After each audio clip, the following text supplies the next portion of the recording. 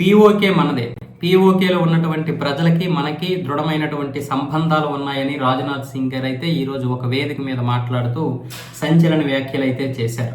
ఎప్పటికైనా పీఓకే మనదే. ఈ రోజు ఆపరేషన్ సింధూర్తో భారతదేశం గురించి, భారత త్రివిధ దళాల గురించి ప్రపంచానికి తెలిసింది. మన శక్తి ఏంటో, సొంతంగా మనం నిర్మించుకున్నటువంటి చాలా రక్షణ వ్యవస్థ ఈరోజు మనకి రక్షణగా నిలిచింది. అలాగే ఇప్పుడు కొత్త కొత్త సాంకేతికతతో అనేక విధాలుగా మనమే సొంతంగా తయారు చేసుకునే పరిస్థితికి వచ్చాం.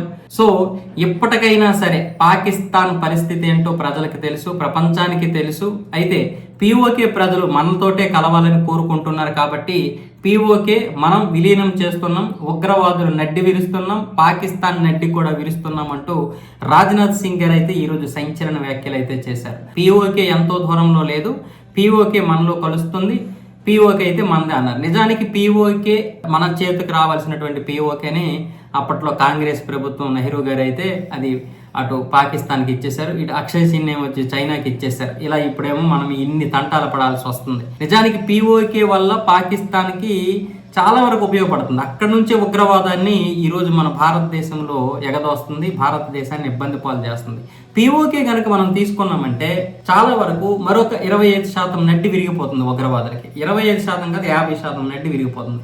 ఇప్పటికే 370 రద్దుతో 25% ఉగ్రవాదాన్ని ఆపేశాం. వాస్తవంగా మాట్లాడాలంటే 370 రద్దు అవుతుందని పాకిస్తాన్లో ఎవరూ ఊహించలేదు. సో ఈరోజు పాకిస్తాన్ కశ్మీర్ మీద ఆశ వదులుకుంది. సో జమ్మూ కాశ్మీర్ పక్కన పెడితే పీఓకే ఆక్యుపైడ్ కాశ్మీర్ కూడా ఎక్కడ పోతుందని దాని భయం. ఇప్పుడు పహల్గామ్ దాడి తర్వాత పూర్తిగా పాకిస్తాన్ అలాగే భారతదేశం యొక్క రాజకీయ పరిస్థితులు మారిపోయాయి. పీఓకే ఏదో ఒక రోజు ఆక్యుపై చేసుకోవడానికి ప్రణాళికలు రచిస్తారు.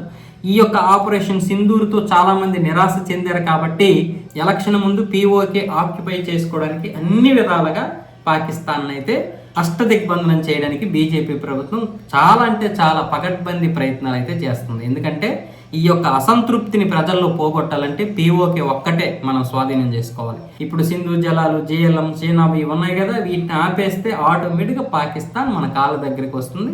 పీఓకే ఏం చేయాలి, ఎలా స్వాధీనం చేసుకోవాలి, యుద్ధం చేయాలా, యుద్ధం చేయకుండానే ఆక్యుపై చేయాలనేది కూడా ఇప్పుడు చూసుకుంటారు. పైగా ఇది ద్వైపాక్షమే తప్ప ఇంకొకరు మధ్యలోకి వచ్చి దూరడానికి లేదు అనుకుంటే ఇప్పటికే గట్టి సందేశం ఇచ్చాం.